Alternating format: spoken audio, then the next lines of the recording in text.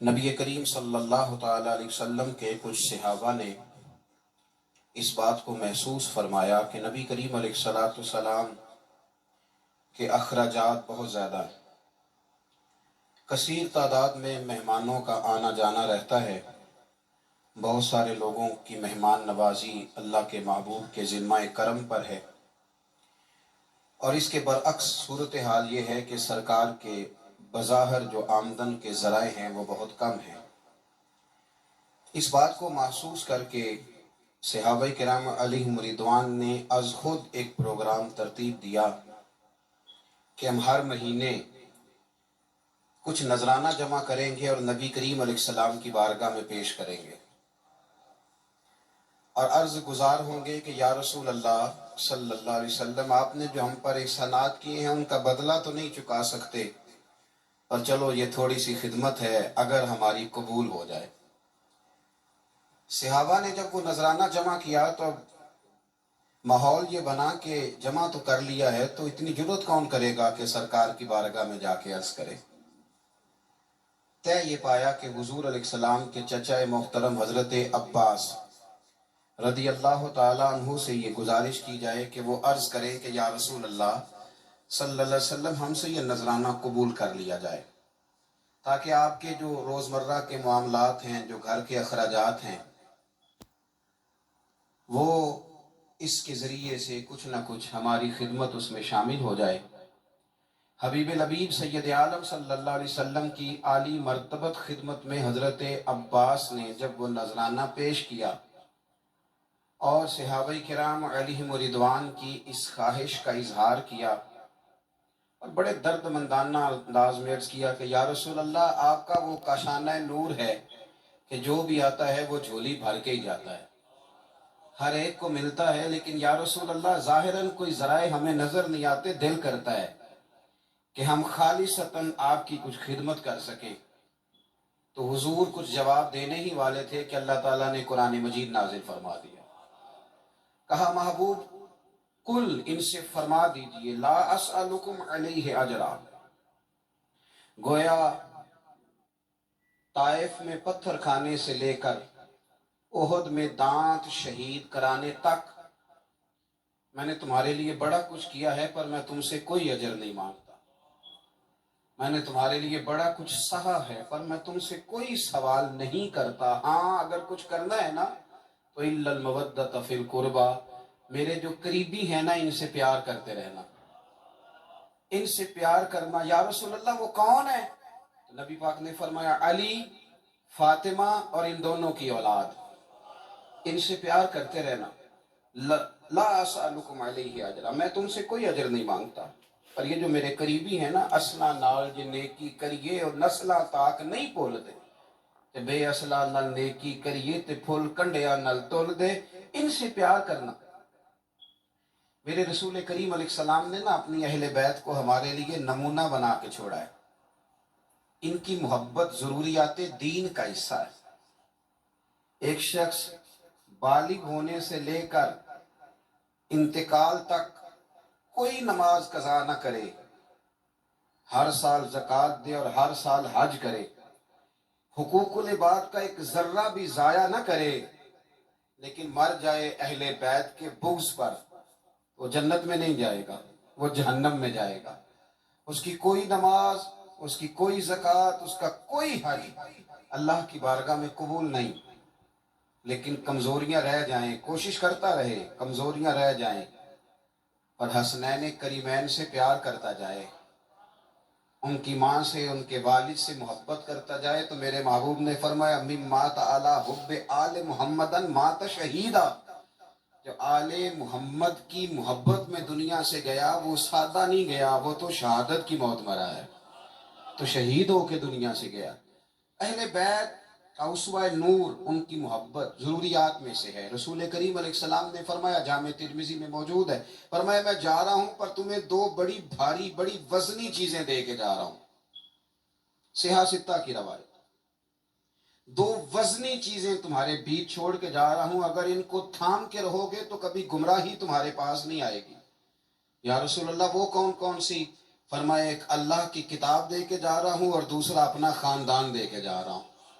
اگر اہل بیت نبوت کو تھامے رہو گے، ہمارے بزرگوں نے لکھا ہے کہ یہ جو حضور نے کتاب اللہ اور پھر اپنی اہل بیت کا تذکرہ فرمایا، تو اس کا مطلب یہ ہے کہ تھیوری دیکھنی ہوئی تو قرآن دیکھنا، اور پریکٹیکل دیکھنا ہوا تو علی اور فاطمہ کو دیکھنا، حسن اور حسین کو دیکھنا، ان کو دیکھنا. نبی کریم علیہ الصلوۃ والسلام کے اہل بیت منارہ نور ہیں. ان کی محبت، ان کا پیار کیوں بھلا؟ اس لیے کہ یہ وہ خوبصورت لوگ ہیں جن کو خود میرے نبی پاک نے تراشا ہے. ان کی سیرت میں جتنے رنگ ہیں وہ رسول کریم نے خود بھرے ہیں. ان کی ایک ایک بات کا خیال نبی پاک نے رکھا ہے. حضور نے از خود انہیں اپنی صحبت عطا کی ہے. زیادہ دور نہیں تھا سیدہ فاطمہ کا گھر، مسجد نبوی کے ساتھ تھا. اللہ کے رسول دن میں 2 دفعہ جایا کرتے تھے. پھر بھی کبھی کبھی فرماتے فاطمہ میرا دل کرتا ہے آج میں رات تیرے گھر میں قیام کروں.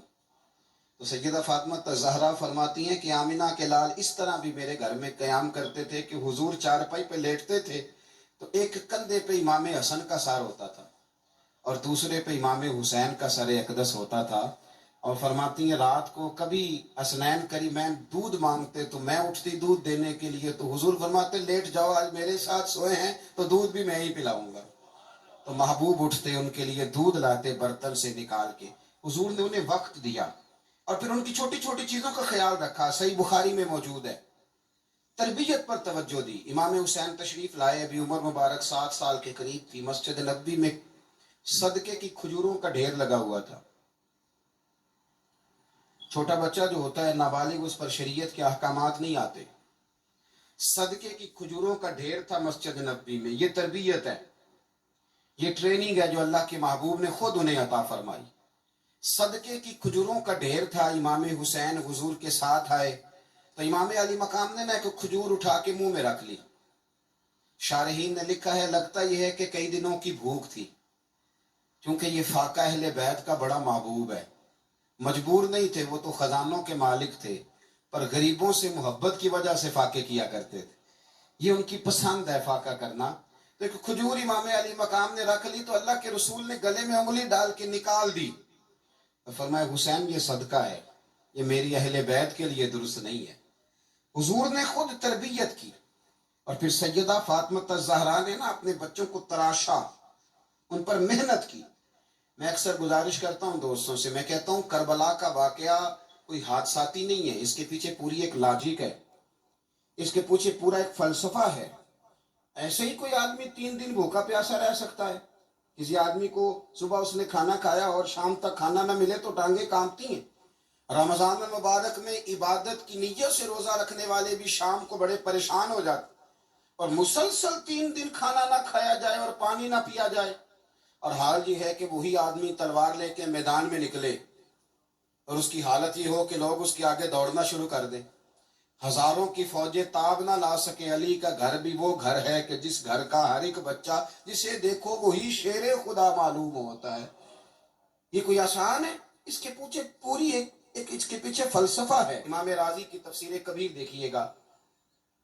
امام راضی کہتے ہیں کہ سیدہ فاطمہ الزہرا رضی اللہ تعالی عنہ کے دونوں شہزادے حسنین کریمین بیمار ہو گئے تو سیدہ نے منت مانگی کہ بچوں کو شفا ہوگی تو 3 روزے رکھوں گی. شفا ہو گئی، روزے بھی رکھ لیے. اور جب مولا علی شیر خدا روزہ رکھنے کے لیے بیدار ہوئے، سیدہ فاطمہ الزہرا بیدار ہوئی تو امام حسن اور حسین بھی اٹھ گئے. 7-8 سال کی عمر. اماں جی ہم نے بھی رکھنا ہے. صبح کھجور اور دودھ سے روزہ رکھ لیا گیا. این افطاری کے وقت مولا علی کہتے ہیں فاقے چل رہے تھے، کہیں سے میں جون لایا تھوڑے سے. سیدہ فاطمہ الزہرا نے پیس کر روٹیاں پکائیں. وہ وقت جو بڑا مشکل ہوتا ہے افطار کا، کہتے ہیں اس وقت جب کھانے کے لیے بالکل ہاتھ آگے بڑھنے لگے اور امید تھی کہ ابھی سیدنا بلال اللہ اکبر کہیں گے تو روزہ کھلے گا، لیکن ابھی چند ہی منٹ رہتے تھے کہ دروازے پر ایک فقیر نے صدا دی. کہنے لگا سارے مدینے کے دروازے کھٹکھٹا آیا ہوں، قحط ہے، فاقہ ہے.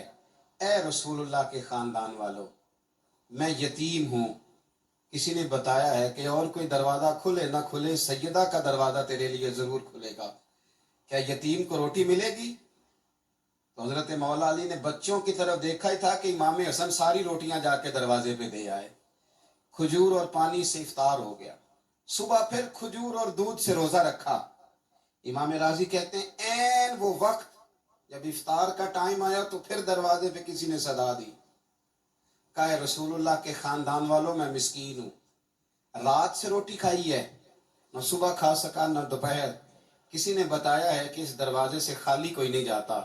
امام حسن نے پھر سارا لنگر اٹھایا اور پھر جا کے دے دیا۔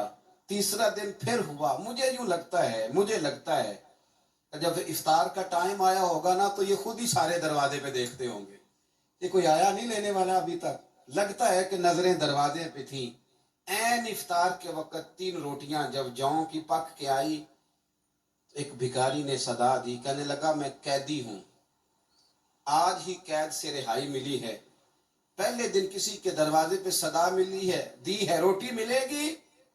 امام حسن وہ کھانا دے کے واپس لوٹے، کھجور اور پانی سے افطار ہوا، اور جیسے ہی مسجد نبوی میں تینوں باپ بیٹا نماز پڑھنے گئے تو مولا علی کہتے مجھے بتانا نہیں پڑا، رسول کریم نے میری طرف دیکھ کے فرمایا علی تیرا، فاطمہ کا، حسن اور حسین کا 3 دن والا عمل خدا کو بھی بڑا پسند آیا ہے اور محمد مصطفیٰ کو بھی بڑا پسند آیا ہے، وہ بڑا پسندیدہ عمل۔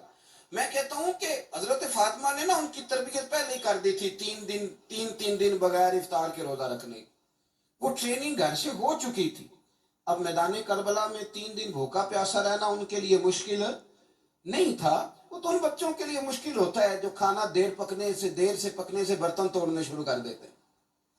وہ بچے بلیک میل ہوتے ہیں جن کو ایک وقت ان کے پسند کا کھانا نہ ملے تو وہ گھر میں جو ہے وہ ادھم شروع کر دیتے ہیں، جن کی ماں نے عادت ڈالی ہو کہ بیٹا 3 دن بھوکے پیاسا رہنا ہوا تو رہ لینا، لیکن کسی بھی باطل کے ساتھ کمپرومائز نہ کرنا، ان کے لیے اتنا مشکل نہیں تھا۔ ان کی تربیت ہوئی، ان کی ٹریننگ ہوئی، پھر اللہ نے ان کی سیرت میں رنگ بھرے، ان کے کردار میں حسن آیا، وقار آیا۔